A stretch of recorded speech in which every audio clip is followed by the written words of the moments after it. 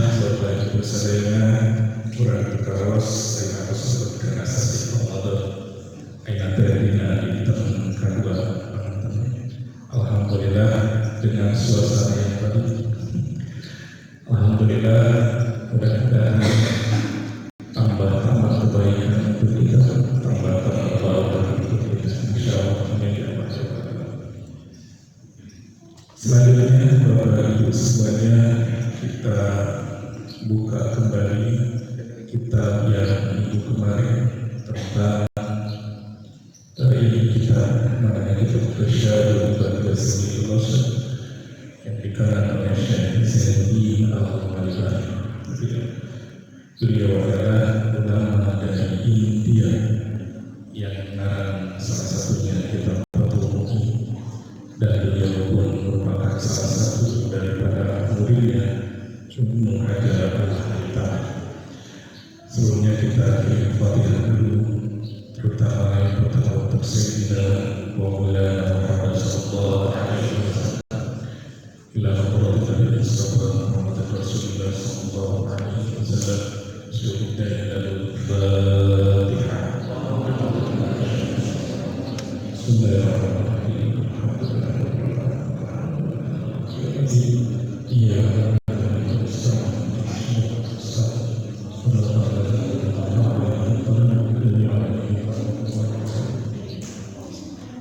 Selanjutnya kita kirim Fatihah untuk guru-guru kita, guru khusus, guru saya, Ustaz Rasul, benar ini saya Rasul, dan di momen boleh kita sampaikan benar ini saat ini mengatur di benar ini terasa benar ini saya mengalami kadang-kadang saya tahu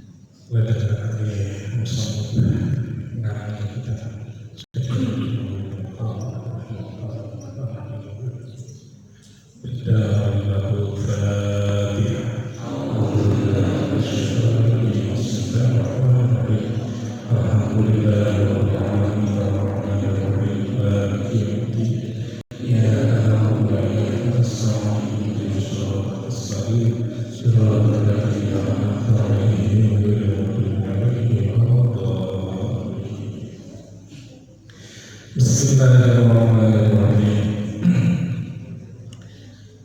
Ayeuna buka kitab Babus. Akhraj Tirmidzi, dikeluarkan oleh Imam Tirmidzi. Imam Tirmidzi itu adalah salah satu imam hadis.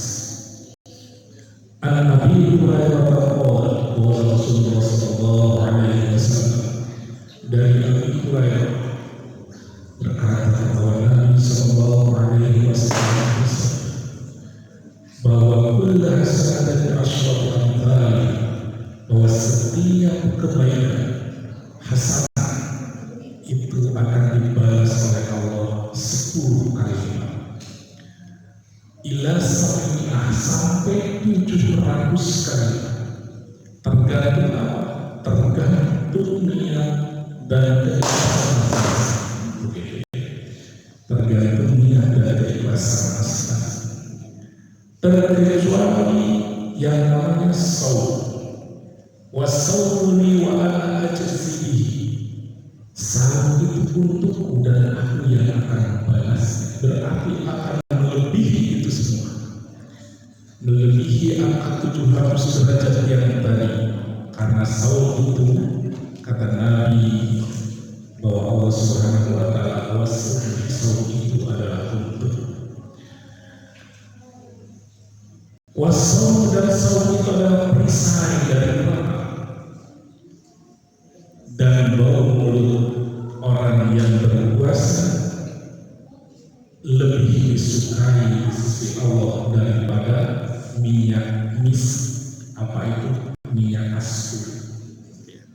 Biasanya kan kalau yang lagi puasa mulutnya itu ada harum begitu. Nah itu tuh lagi susah. Oleh karenanya bagusnya siang-siang tidak usah sikat gigi. Kalau mau tadi pas selasa sikat gigi, ya. Karena Allah menyukai. Dan apabila ada orang jahil itu adalah orang yang kurang pintar, gitu ya. Ketika ada orang jahil mengatakan sesuatu, mengajak sesuatu, apapun itu orang jahil mengatakan itu, tinggal kita bilang ini sohi, aku ini sedang berpuasa, jawabannya. Kemudian wasoi parhatan, kemudian orang yang saum itu akan menemukan dua kebahagiaan. Parhatan baik hina yang ketika kita mau berbuka puasa itu adalah kebahagiaan tersendiri, dan kebahagiaan yang kedua ketika bertemu dengan Tuhan, bertemu dengan Allah, itu kebahagiaan yang hakiki. Jadi Bapak Ibu semuanya, bahwa kebahagiaan itu tidak bisa dihitung dengan apapun. Semua orang merasakan ketika dalam bagaimana ada orang yang berbahagia ketika dia mendapatkan harta banyak, ada juga orang yang lebih berbahagia dengan kurang hartanya, begitu ya. Itu tergantung masing-masing. Tetapi di sini ada yang kedua, yaitu kebahagiaan ketika bertemu dengan Tuhan, ya. Dan ini sering saya sebut Bapak Ibu semuanya, bahwa kebahagiaan bertemu dengan Tuhannya itulah hakikat daripada kebahagiaan itu sendiri. Kalau kita mau mati, meninggal, gitu ya, hilang badan, kita mengatakan, ya Allah, aku rindu kepadamu, aku ingin selesai. Nah, walaupun siri, pawatan siri, kita tidak tahu semakin kemudian beberapa menit bahkan besok kita tidak tahu. Apakah Bapak Ibu duluan saya belakangan, saya tidak tahu. Atau sebaliknya saya belakangan, Ibu Bapak Ibu duluan, kita tidak tahu. Ya. Tapi intinya bilang badan ketika kita mau meninggal, kita rindu ingin bertemu dengan Allah.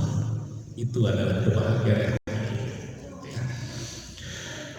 Selanjutnya Bapak Ibu semuanya, wal Baihaqi, sekarang menurut Imam Al-Baihaqi, salah satu imam hadis mengatakan an Abdullah dari Abdullah bin Abi Aufi, dari Abi Aufi, namus shawmin, tidurnya orang yang berpuasa ibadah, tidurnya orang yang berpuasa ibadah. Terus saya tidur. Ayat menarik sekali karena ada yang bertanya, itu teman saya. Ustaz, bagaimana menyikapi orang yang berpikiran bahwa yang berpuasa itu tidurnya adalah ibadah? Dia bertanya. Kata saya ini, ketika menjawab pertanyaan itu, konteksnya di mana dulu, siapa yang bertanya?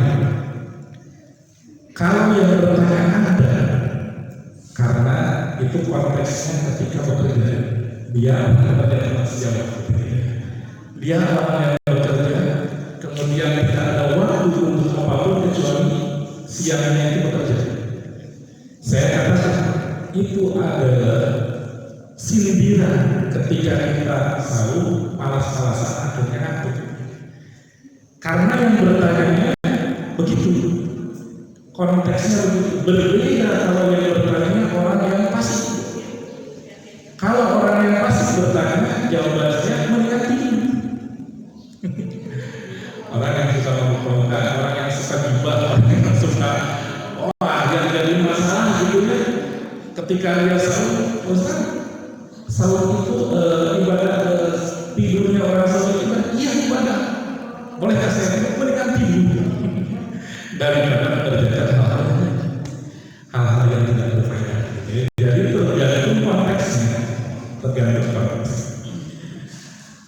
Kemudian diamnya orang yang berpuasa itu tasbih.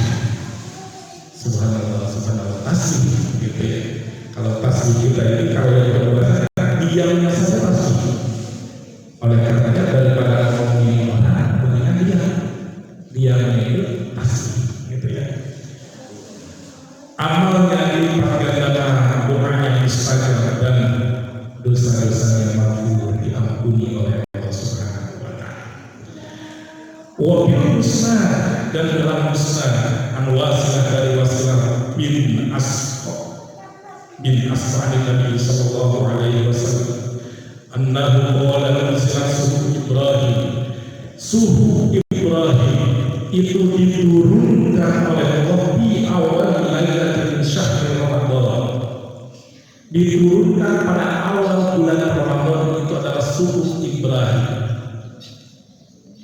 Suhu itu apa Ustaz? Suhu itu sama wahyu dari Allah tapi dalam bentuk pecahan-pecahan, lembaran-lembaran. Kalau kita dalam bentuk kita yang kita itu apa? Taurat, Injil, Zabur, Al-Quran. Ini suhu dalam bentuk pecahan-pecahan.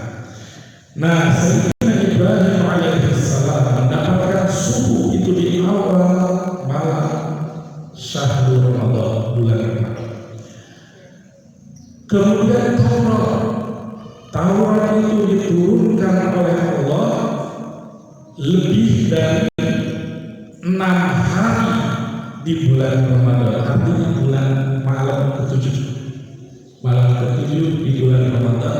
Taurat diturunkan oleh Allah Subhanahu wa taala kepada Nabi Nabi Musa alaihi salam. Kemudian Injil wa unzila al-Injil di salasati asyara, itu malam atau hari ke-13 di bulan Ramadan. Itu Injil. Jadi banyak atau kebanyakan itu di bulan Ramadan. Wa anzila al-Qur'an, dan diturunkannya Al-Qur'an arba'a isyrina bulan Ramadan. Di sini di keterangan ini bahwa Al-Qur'an itu diturunkan di lebih malam atau hari yang ke-24 di bulan Ramadan, lebih dari hari ke-24. Ini satu riwayat menurut Imam Al-Baihaqi. Ada yang bertanya juga Bapak Ibu semua, sebetulnya Al-Quran itu diturunkan itu kapan? Ada yang mengatakan itu sekitar nuzul Quran. Di sini sudah ada nuzul Quran, tidak ada. Kenapa? Karena ternyata Al-Quran itu diturunkan itu ada 2 fase. Fase yang pertama keyakinan Ahlus Sunnah wal Jamaah. Fase yang pertama Allah menurunkannya Al-Quran dari Lauhul Mahfuz ke Baitul Izzah. Baitul Izzah itu adalah langit dunia, diturunkan semuanya itu pada malam Lailatul Qadar. Semuanya gelap. Dari Baitul Izzah, dari langit yang pertama diturunkan kepada Nabi itu sesuai kebutuhan.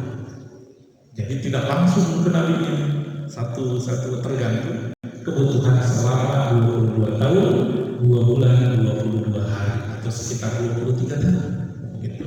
Ya. Nah, ada yang bertanya juga Bapak Ibu semuanya, dari mana itu dalil nuzul Quran? Kalau di saya itu biasanya tanggal 17 Ramadan nuzul Quran. Tidak tahu di sini suka ada nuzul Quran. Itu ada yang mempertanyakan dari mana dalilnya nuzul Quran 17 Ramadan? Nah, itu di satu riwayat emang ada yang mengatakan bahwa pertama ayat yang pertama Iqra bismi rabbikal ladzi khalaq khalaqal insana min 'alaq dan seterusnya ayat 1 sampai 5 itu diturunkannya, ada yang mengatakan di bulan Ramadan, ada yang mengatakan tanggal 6, ada yang mengatakan tanggal 24 gitu ya. Ada juga yang mengatakan bulan Rajab gitu ya.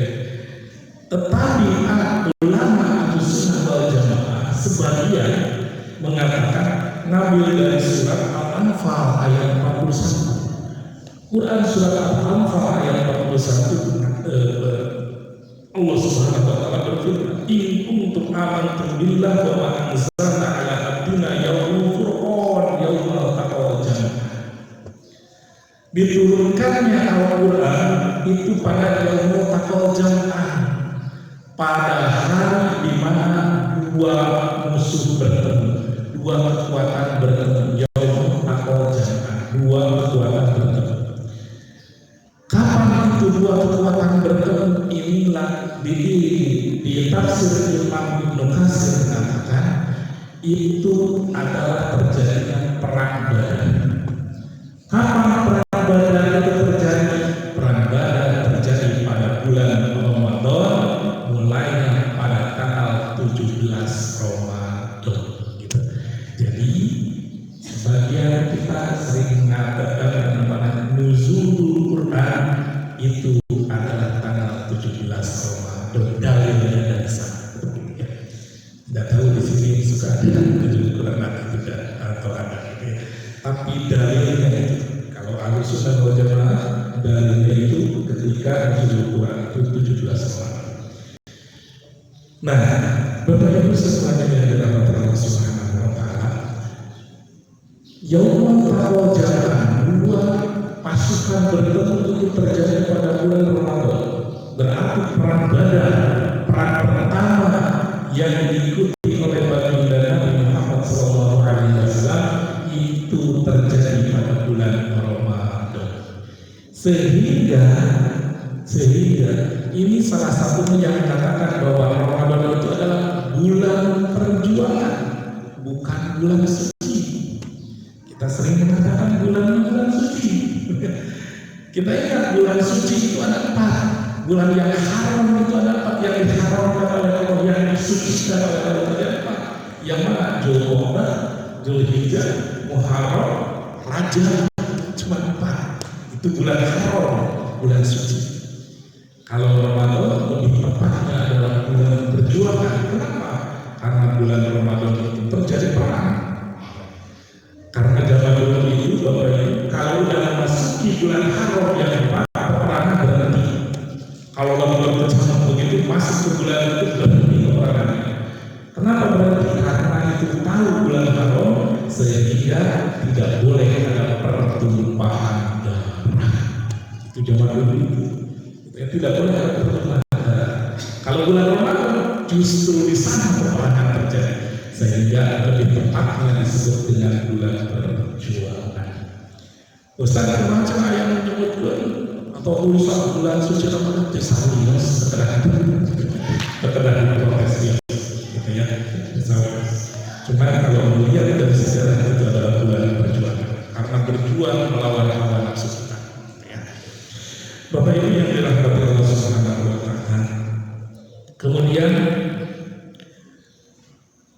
qala Rasulullah sallallahu alaihi wasallam, yaqillahu hadha as-sawab faqad as-sawab ala tawbah. Nah, di sini bahwa wa huwa syahrul awwal rahmah, bahwa awal dari bulan Ramadan itu disebut rahmat, wa usatuhu maghfirah, dan tengahnya adalah ampunan, wa akhiruhu itqu minan nar, dan yang terakhir itu adalah itqu minan nar. Dari sinilah kita sedang membagi mendengarkan 1 sampai tanggal 10 itu adalah yaumul rahmah, 10 sampai 20 itu yaumul maghfirah, 10 sampai 30 itu itqu minan nar. Ini dari sini hadisnya, ada hadisnya gitu ya. Selanjutnya Bapak Ibu semuanya, nah ini wa fi riwayatin man faqara sha'iman, barang siapa yang menjamu orang yang berpuasa, ngasih makan pada orang yang berpuasa, fi syahri Ramadan, pada bulan Ramadan, puasanya yang orang puasanya adalah orang puasa ketika bulan Ramadan, min kasabin halal, dari usaha yang halal. Ini ada syaratnya, usahanya yang halal gitu ya. Sallallahu alaihi wa sallam, maka malaikat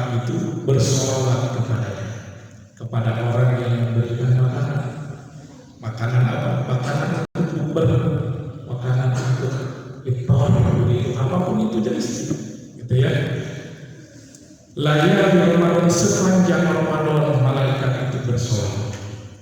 Kullaha, semua Ramadan, artinya itu 30 hari. Kalau 30 hari. Kemudian malaikat Jibril alaihi salam bersama bermusafahat Lailatul Qadri, ketika malam Lailatul Qadar, bersama dengan orang yang memberikan iftar kepada orang yang bersalah. Wa man safahu, barang siapa yang diberi salam oleh Jibril, wa fi qalbihi, maka di hatinya akan terasa lembut, wa taksar, dan banyak air mata. Jadi nanti Bapak Ibu semuanya, ketika malam Lailatul Qadar, ketika kita sering memberi dengan keikhlasan, tanpa terasa air mata keluar, tanpa terasa kita merasa dekat, gitu. Tanpa kita sadar, gitu ya. Makanya mumpung masih Ramadan di awal-awal, sisihkan dari kita untuk iftar orang lain, gitu ya. Alhamdulillah di sini ada buka bersama Pak. Mudah-mudahan ini sebagai jalan kita menuju yang namanya Lailatul Qadar itu, karena kita harus ada perjalanan yang tidak langsung ujung-ujung Lailatul Qadar, gitu. Karena nanti ada ceritanya, ada kisahnya tentang Lailatul Qadar, nanti kita ceritakan pas mau di akhir-akhir Lailatul Qadar, ya. Nah, Bapak Ibu yang dirahmati Allah Subhanahu wa taala, wa qala an-Nakhai, Imam Nakhai mengatakan, "Shaumu yaumin Ramadan afdalu min alfi yaumin." Berpuasa sehari saja di bulan Ramadan itu lebih afdal daripada 1000 hari di bulan-bulan biasa. Jadi saya kalau dibatalkan, gitu ya, sangat saya sekali kalau dibatalkan, karena lebih afdal daripada 1000 hari. Kecuali ada yang dirungsakkan oleh syarat itu boleh. Watasbih, kemudian tasbih sekali di bulan Ramadan itu afdal min alfi tasbih. Jadi lebih afdal daripada 1000 tasbih. Subhanallah, di bulan Ramadan ini lebih afdal dari 1000 subhanallah di bulan-bulan biasa. Ini lagi mengubah pahala bagi kita ya.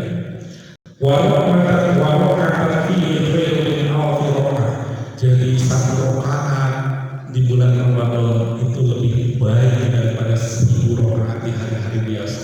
Luar biasa. Ini pahala sudah apa? Karena kita menginginkan pahala, tidak apa. Kemudian nafkah, dan memberikan nafkah di bulan Ramadan itu karena nafkah fisabilillah, seperti nafkah fisabilillah, orang yang ada di jalan Allah, artinya orang yang berperang. Ini diceritakan sabilillah di sini adalah orang yang berperang. Jadi luar biasa Bapak Ibu, bahwa yang namanya di bulan Ramadan segala kebaikan dilipat gandakan, semua yang namanya kebaikan pahala itu berapa. Jadi saya kalau melewatkan, gitu ya. Nah ini baru kita daripada kita benar melakukan hal-hal kebaikan. Kalau baik kita, gitu ya. Tapi kalau yang bertanya kita masuk, gitu ya. Orang yang suka kemana-mana, ya mendingan tidur daripada bikin onar. Tapi kalau untuk kita, mendingan kita melakukan kebaikan, gitu ya. Kemudian Bapak Ibu semuanya dirahmati Allah Subhanahu wa taala, wa yusan fi Ramadan, kemudian disunahkan pada bulan Ramadan memperbanyak tilawatul Quran, memperbanyak baca Quran. Ada yang bertanya, Ustaz, kamu baca Quran teh macam tentang sesat kita, apa kita, nggak macam-macam, jangan didengar kayak gitu, baca saja. Kenapa? Karena Quran itu adalah kalam Allah. Bacanya saja itu udah luar biasa. Kita baca jadinya wakan pakai ayat hasilan,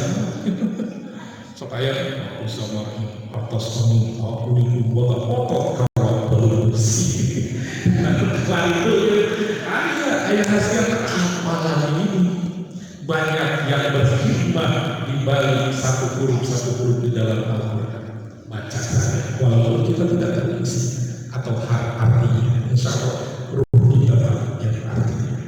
Kemudian wasalakoh dan solakoh diperbanyak, begitu ya, diperbanyak solakoh. Kemudian meluaskan rezeki keluarga, artinya kepada keluarga. Jangan hese ke keluarga kita, berluaskan rezeki, ya, perbanyak. Kemudian watahajud dan perbanyak tahajud, wa'iktikaf dan banyak iktikaf di masjid. Dan kita sekarang niatkan iktikaf di masjid, ya, artinya niatkan iktikaf di masjid. Nah, doa dan doa perbanyak doa ini, Allahumma innaka afuwwun karim tuhibbul afwa, itu perbanyak, ya, Allahumma innaka afuwwun karim tuhibbul afwa. Terlebih di 10 hari terakhir begitu. Tapi dari sekarang pun lebih banyak, ya, lebih banyak. Nah, selanjutnya Bapak Ibu semuanya, wa qala Nabi sallallahu alaihi wasallam, kebanyakan kata Nabi, orang yang berpuasa itu hanya mendapatkan yang namanya haus saja dan lapar saja. Ini rawahu Nasai, menurut Imam Nasai. Ini hadis berdasarkan hadis Imam Nasai. Banyak di antara kita yang berpuasa itu hanya mendapatkan haus dan lapar saja. Siapa saja orang itu pola Rasulullah sallallahu alaihi wasallam, ada 5 kategori yang hanya mendapatkan haus dan lapar saja. Yang mana yang 5 itu? Al-kadhib, berbohong. Anu bohong, tapi kan aku dapatnya lapar, salah ada itu. Tekeng pahala puasa kita berbohong, gitu ya, berbohong. Walaupun kita dari pagi sampai sore berpuasa, tidak makan, tidak minum, haus dan sebagainya, hanya dapat itu saja, tidak dapat pahala karena berbohong. Kecuali bohong 3 perkara yang sudah saya sampaikan kemarin, sudah. Yang 3 perkara berbohong itu boleh. Yang pertama yang bisa mengancam nyawa, yang kedua mendamaikan, yang ketiga berbohong pada istri, itu boleh. Cuma tidak aja masih koma ke istri itu masakan itu boleh. Kalau berbohong nikah lagi itu boleh. Nah, itu yang berbohong. Yang kedua apa? Ghibah. Yang kedua ghibah. Apa itu ghibah? Ghibah itu mencela. Ada yang mengatakan ngomong ke batu, iya, tapi mencela saja nggak boleh. Mencela itu ada orang tidak punya hormat, tidak punya hati. Kita ngomong, hei, pincang lagi. Nah, itu mencela. Ghibah itu mencela, gitu ya. Walaupun benar, gitu. Maksudnya dia itu. Atau ada orang hidupnya kurang acuh. Bukan. Kalau kurang acuh kita bilang, hei, pesek katanya. Ya gitu. Itu besar. Itu dah walaupun benar mana itu pesek gitu. Nggak boleh gitu ya. Nggak boleh. Nah, itu mencela. Ternyata tapi mencela atau membicarakan kejelekan orang lain itu boleh dalam beberapa hal ternyata. Ya, boleh dalam beberapa hal. Sama seperti kalau dia bohong, ghibah boleh dalam beberapa hal. Yang pertama, ketika dalam persidangan, ya, ketika di sidang kohari, kumasi itu, gitu. Dikirakan ada ahli pilih ghibah. Harus diceritakan dalam persidangan. Karena apa? Karena itu mencuri kebenaran. Ya, itu dalam persidangan. Kemudian yang kedua, lapor ke berwajib atau lapor ke polisi. Itu juga boleh. Umpamanya melihat ada orang yang lagi memukul orang lain, lapor ke polisi. Pak polisi ada kejadian itu pemukulan di mana? Di sana siapa nggak mau bilang polisi, takut imbal. Kemana laporan? Sama itu boleh gitu ya. Kemudian yang selanjutnya yang boleh ketika lagi minta fatwa ke ulama atau mungkin ustaz menceritakan umpamanya suatu masalah, diceritakan ke ustaz minta solusi, minta nasihat apa? Nasihatnya ada masalah, saya ada nasihatnya. Masalahnya apa? Nggak mau diceritain, takut gimana? Takut kemana masalahnya beres? Itu boleh diceritain ya. Itu boleh dengan ustaz.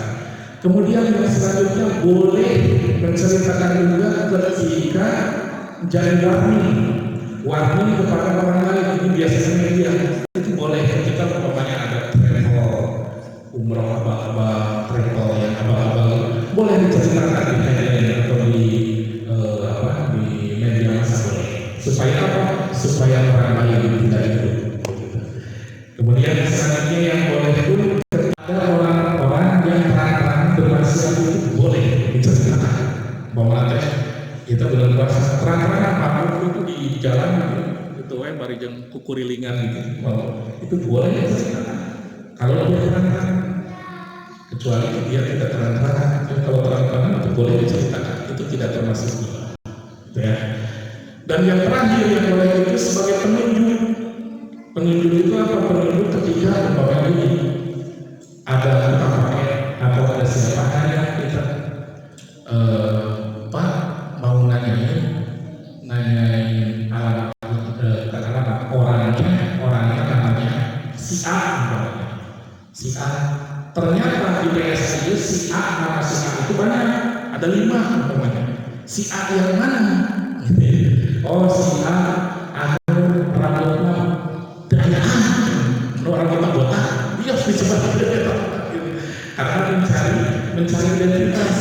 Ternyata botak ayah di mana? Ada di botak mana? Si A botak mana? Tadi anu pesek, ternyata pesek ayah di mana? Anu botak pesek nomor apa? Itu boleh diceritakan. Kalau begitu boleh, ya itu dalam hibah seperti itu. Ya.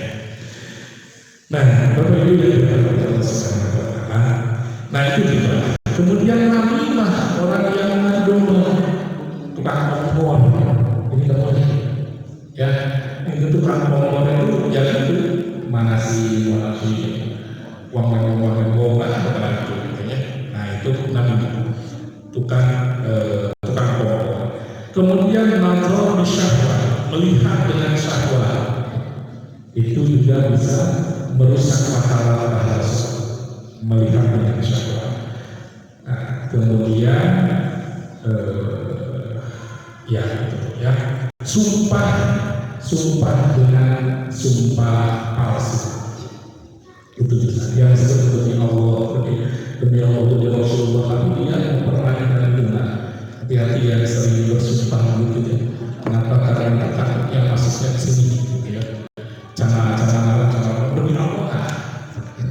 Hati-hati gitu. Walaupun bersumpah harus atas nama Allah, atas nama Rasulullah SAW. Kalau demi Allah itu justru kalau demi jiwa harus walaupun kita jangan terus. Walaupun musnad Imam, dan ini diceritakan dalam musnad Imam Ahmad, diceritakan bahwa ada 2 orang wanita. Ada 2 orang wanita. Suatu ketika 2 orang wanita ini berpuasa. Ketika zaman berpuasa sampai siang, kemudian menjelang sore. 2 orang wanita ini kayak kepanasan. Kemudian tenggorokan ini kayak butuh minum sampai dia itu kolek begitu. 2 orang wanita. Kemudian para sahabat mengatakan, wah ini tidak kuat, kita datangnya Rasulullah.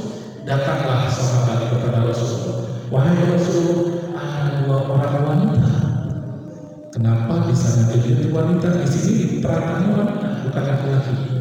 Ternyata ada rahasia yang kita ceritakan. Wahai Rasulullah, ada dua orang wanita di salah puasa, tetapi sekarang sepertinya dia hampir sekarat. Rasulullah, dia itu kenapa? Bolehkah dia berbuka puasa karena takutnya dia mati? Rasulullah, kata Nabi, suruh mereka kesini. Datanglah dua wanita ini kepada Nabi. Pas datang kepada Nabi, Nabi mengatakan, wahai wanita, dua orang wanita, silakan sekarang kau keluarkan apa yang ada di dalam tubuhmu atau di dalam perut. Akhirnya setelah Nabi mengatakan itu, dua orang wanita ini muntah. Apa yang dia muntahkan? Ternyata yang dia muntahkan adalah daging segar, daging yang segar yang tidak dimasak berhenti dan segar. Semua sahabat heran, wahai Rasulullah, apa ini? Kata Nabi, dialah orang yang selalu bergibah. Orang yang bergibah itu seperti makan daging saudaranya sendiri, begitu dikeluarkan, gitu ya. Nah, ini ciri khasnya punten di sini disebutkannya dua orang perempuan, bukan dua orang laki-laki, gitu ya. Kenapa? Ternyata karena menurut penelitian, ini berdasarkan penelitian ini, bahwa yang namanya wanita sehari itu minimal harus mengeluarkan kata-kata 10.000. Itu berdasarkan penelitian. Kalau perempuan itu harus mengeluarkan 10.000, kalau laki-laki itu 5.000. Jadi laki lebih 10.000, dipertanyakan ngerocoy. Jadi kita itu bapak harus tahu kalau ibu-ibu di rumah para bapak itu lagi menunaikan kewajibannya. Harus 10.000. Jadi harus paham sudah diam gitu ya. Kenapa? Karena tidak dikeluarkan bisa jadi, mungkin bisa jadi masalah gitu ya. Hanya dikeluarkan mereka itu mencapai 10.000 supaya lebih baik. Ini terakhir bagi ibu-ibu bahkan kita semuanya, supaya lebih baik yang 10.000 itu makan, tapi bukan untuk yang lain, pakai kata-katanya untuk baca Quran. Insya Allah mudah-mudahan itu lebih baik daripada uang mewah. Tapi tenang, insya Allah itu memang dari sana begitu. Ternyata berdasarkan penelitian seperti itu. Dan bapak-bapak harus mengakui ya. Jadi jangan sampai bapak-bapak itu dari 10.000 kacau. Bapak-bapak Allah bisa berharap kita saminggal atas benar. Alhamdulillah ini terjadi Allah Taala bisa akan mengenai insyaallah pendampingan terhadap kendali. Ya suasana baru dan juga ada pada dengan lagi asal yang mudah-mudahan insyaallah berkah. Maka saya akan ditutup semoga biasa akan rezeki hasil. Bismillahirrahmanirrahim. Hasbi la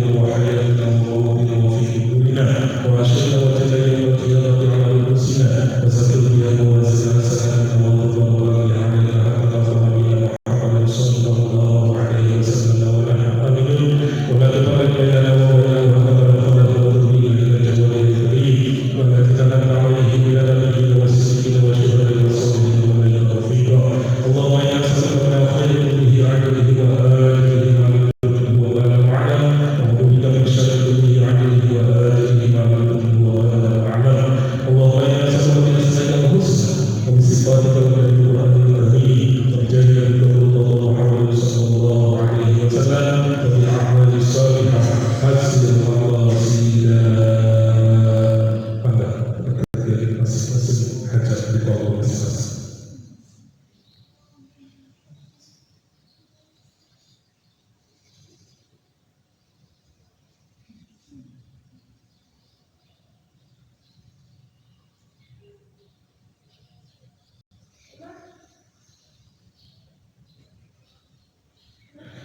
Wassalamualaikum warahmatullahi wabarakatuh.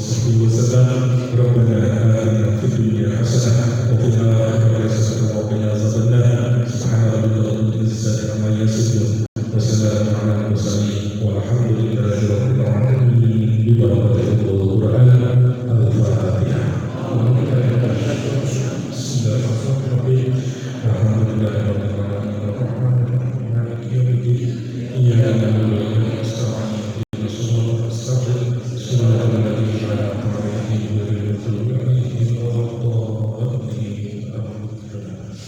Terima kasih.